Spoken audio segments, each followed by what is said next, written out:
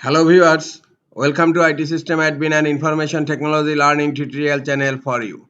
Today in this tutorial I am going to show you how to allow a user for remote access on Windows 11 computer.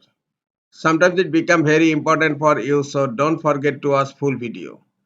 To allow a user for remote access on Windows 11 computer, right click on Start menu, click on System.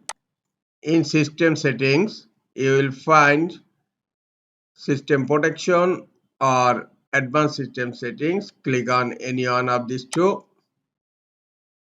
Here you will find a tab Remote. Click on Remote tab. Under Remote Desktop, by default don't allow remote connection to this computer is selected. Just click on Allow remote connection to this computer. You will find allow connection only for computers running remote desktop with network level authentication recommended, and it will be selected. And now click on select users. Now you will find here a add button. Click on add button. Type the username.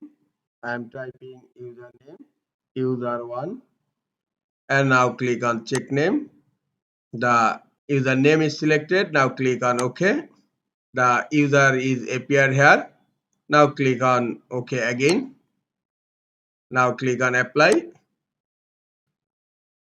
Now only user 1 is selected to remote access to this computer. Click on OK. This is all for today. Hope this tutorial is helpful for you. Keep watching for next tutorial. Thank you very much.